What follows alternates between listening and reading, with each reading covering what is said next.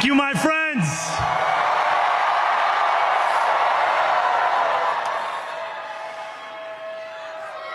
The sun may have set over our city this evening, but as Eugene Debs once said,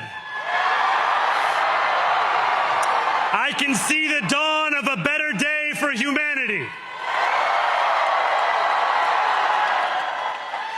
For as long as we can remember, the working people of New York have been told by the wealthy and the well-connected that power does not belong in their hands. Fingers bruised from lifting boxes on the warehouse floor, palms calloused from delivery bike handlebars, knuckles scarred with kitchen burns. These are not hands that have been allowed to hold power. And yet, over the last 12 months, you have dared to reach for something greater. Tonight, against all odds, we have grasped it.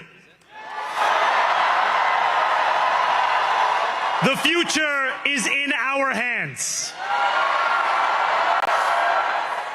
My friends, we have toppled a political dynasty.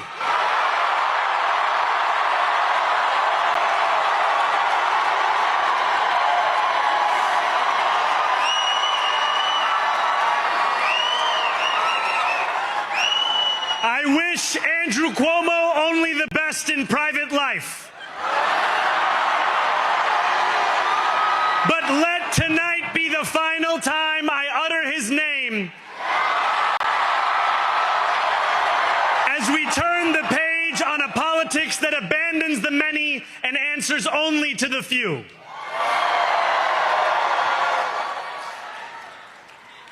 New York, tonight you have delivered a mandate for change, a mandate for a new kind of politics, a mandate for a city we can afford, and a mandate for a government that delivers exactly that.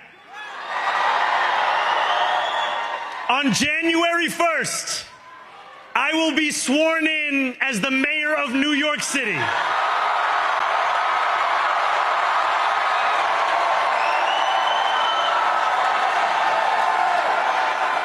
And that is because of you.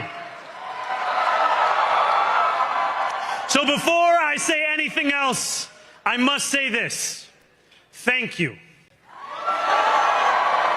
Thank you to the next generation of New Yorkers who refused to accept that the promise of a better future was a relic of the past. You showed that when politics speaks to you without condescension, we can usher in a new era of leadership. We will fight for you because we are you. Or as we say on Steinway, ana minkum wa ilaykum.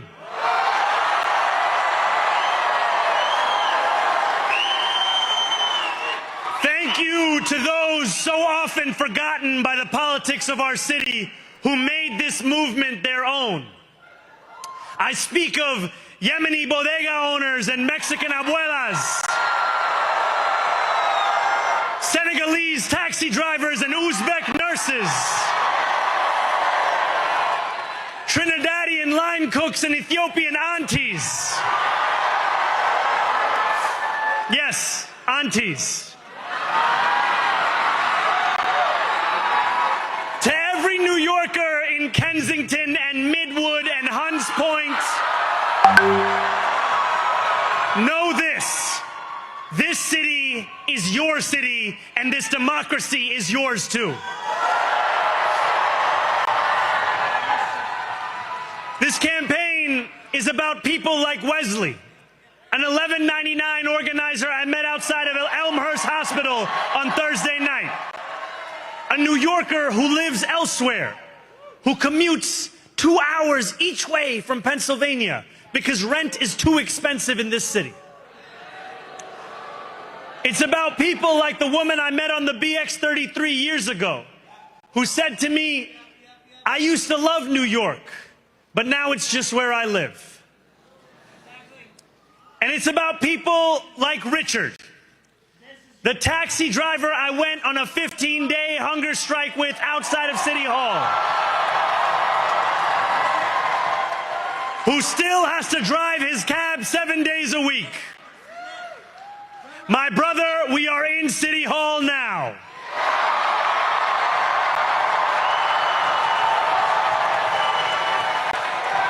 This victory is for all of them, and it's for all of you. The more than 100,000 volunteers who built this campaign into an unstoppable force. Because of you, we will make this city one that working people can love and live in again. With every door knocked, every petition signature earned, and every hard-earned conversation, you eroded the cynicism that has come to define our politics. Now, I know that I have asked for much from you over this last year. Time and again, you have answered my calls. But I have one final request. New York City, breathe this moment in. We have held our breath for longer than we know. We have held it in anticipation of defeat. Held it because the air has been knocked out of our lungs too many times to count. Held it because we cannot afford to exhale. Thanks to all of those who sacrificed so much, we are breathing in the air of a city that has been reborn.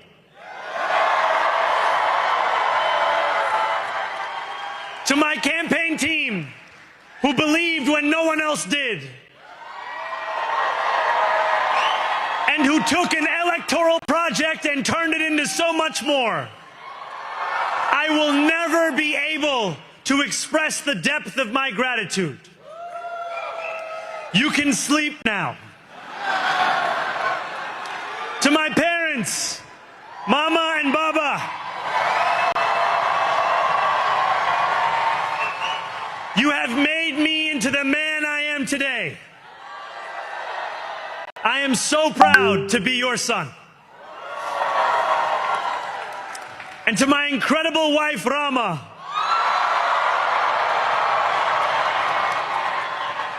Hayati, there is no one I would rather have by my side in this moment and in every moment. To every New Yorker, whether you voted for me, for one of my opponents, or felt too disappointed by politics to vote at all, thank you for the opportunity to prove myself worthy of your trust. I will wake each morning with a singular purpose: to make this city better for you than it was the day before. There are many who thought this day would never come, who feared that we would be condemned only to a future of less, with every election consigning us simply to more of the same. And there are others who see politics today as too cruel for the flame of hope to still burn. New York, we have answered those fears. Tonight we have spoken in a clear voice. Hope is alive. Hope is a decision that tens of thousands of New Yorkers made day after day, volunteer shift after volunteer shift, despite attack ad after attack ad. More than 1 million of us stood in our churches, in gymnasiums, in community centers, as we filled in the ledger of democracy. And while we cast our ballots alone, we chose hope together. Hope over tyranny. Hope over big money and small ideas. Hope over despair. We won because New Yorkers allowed themselves to hope that the impossible could be made possible. And we won because we insisted that no longer would politics be something that is done to us. Now it is something that we do.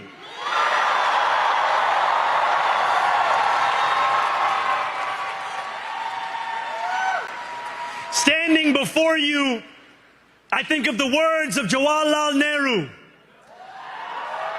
A moment comes but rarely in history when we step out from the old to the new, when an age ends and when the soul of a nation long suppressed finds utterance. Tonight we have stepped out from the old into the new. So let us speak now with clarity and conviction that cannot be misunderstood about what this new age will deliver and for whom. This will be an age where New Yorkers expect from their leaders a bold vision of what we will achieve, rather than a list of excuses for what we are too timid to attempt. Central to that vision will be the most ambitious agenda to tackle the cost of living crisis that this city has seen since the days of Fiorella LaGuardia.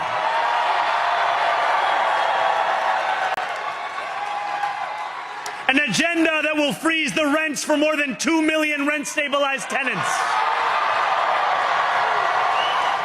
Make buses fast and free. And deliver universal child care across our city. Years from now, may our only regret be that this day took so long to come. This new age will be one of relentless improvement. We will hire thousands more teachers. We will cut waste from a bloated bureaucracy. We will work tirelessly to make lights shine again in the hallways of NYCHA developments where they have long flickered. Safety and justice will go hand in hand as we work with police officers to reduce crime and create a department of community safety that tackles the mental health crisis and homelessness crises head on. Excellence will become the expectation across government, not the exception. In this new age we make for ourselves, we will refuse to allow those who traffic in division and hate to pit us against one another. In this moment of political darkness, New York will be the light. Here, we believe in standing up for those we love. Whether you are an immigrant, a member of the trans community, one of the many black women that Donald Trump has fired from a federal job, a single mom still waiting for the cost of groceries to go down, or anyone else with their back against the wall, your struggle is ours too. And we will build a city hall that stands steadfast alongside Jewish New Yorkers and does not waver in the fight against the scourge of anti-Semitism. Where the more than 1 million Muslims know that they belong. Not just in the 5 boroughs of this city, but in the halls of power. No more will New York be a city where you can traffic in Islamophobia and win an election.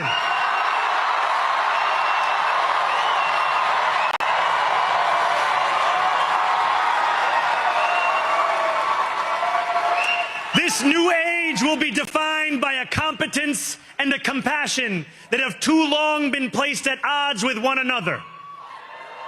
We will prove that there is no problem too large for government to solve and no concern too small for it to care about. For years, those in City Hall have only helped those who can help them. But on January 1st, we will usher in a city government that helps everyone. Now, I know that many have heard our message only through the prism of misinformation. Tens of millions of dollars have been spent to redefine reality and to convince our neighbors that this new age is something that should frighten them. As has so often occurred, the billionaire class has sought to convince those making $30 an hour that their enemies are those earning $20 an hour. They want the people to fight amongst ourselves so that we remain distracted from the work of remaking a long broken system. We refuse to let them dictate the rules of the game anymore. They can play by the same rules as the rest of us. Together, we will usher in a generation of change. And if we embrace this brave new course, rather than fleeing from it, we can respond to oligarchy and authoritarianism with the strength it fears, not the appeasement it craves. After all, if anyone can show a nation betrayed by Donald Trump how to defeat him, it is the city that gave rise to him.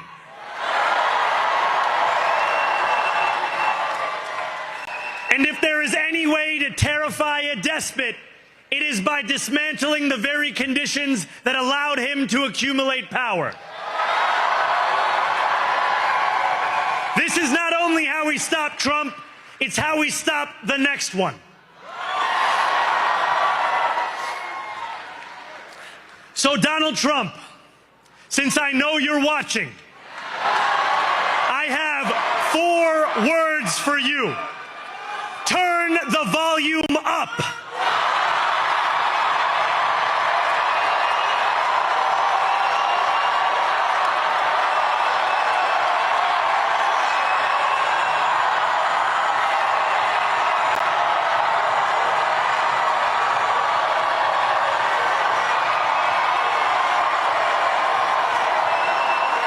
We will hold bad landlords to account, because the Donald Trumps of our city have grown far too comfortable taking advantage of their tenants. We will put an end to the culture of corruption that has allowed billionaires like Trump to evade taxation and exploit tax breaks. We will stand alongside unions and expand labor protections, because we know, just as Donald Trump does, that when working people have ironclad rights, the bosses who seek to extort them become very small indeed. New York will remain a city of immigrants, a city built by immigrants, powered by immigrants, and as of tonight, led by an immigrant.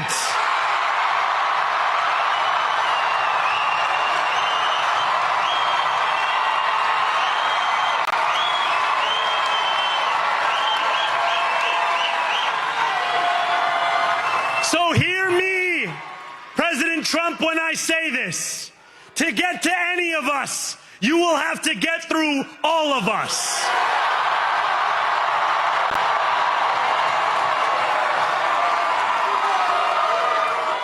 When we enter City Hall in 58 days, expectations will be high. We will meet them. A great New Yorker once said that while you campaign in poetry, you govern in prose. If that must be true, let the prose we write still rhyme, and let us build a shining city for all. And we must chart a new path, as bold as the one we have already traveled. After all, the conventional wisdom would tell you that I am far from the perfect candidate. I am young, despite my best efforts to grow older. I am Muslim. I am a democratic socialist. And most damning of all, I refuse to apologize for any of this. And yet, if tonight teaches us anything, it is that convention has held us back. We have bowed at the altar of caution, and we have paid a mighty price. Too many working people cannot recognize themselves in our party. And too many among us have turned to the right for answers to why they've been left behind. We will leave mediocrity in our past. No longer will we have to open a history book for proof that Democrats can dare to be great. Our greatness will be anything but abstract. It will be felt by every rent-stabilized tenant who wakes up on the first of every month, knowing the amount they're going to pay hasn't soared since the month before. It will be felt by each grandparent who can afford to stay in the home they have worked for, and whose grandchildren live nearby because the cost of childcare didn't send them to Long Island. It will be felt by the single mother who is safe on her commute and whose bus runs fast enough that she doesn't have to rush school drop-off to make it to work on time. And it will be felt when New Yorkers open their newspapers in the morning and read headlines of success, not scandal. Most of all, it will be felt by each New Yorker when the city they love finally loves them back. Together, New York, we're going to freeze the... Together, New York, we're going to make buses fast and... Together, New York, we're going to deliver universal... Let the words we've spoken together, the dreams we've dreamt together, become the agenda we deliver together.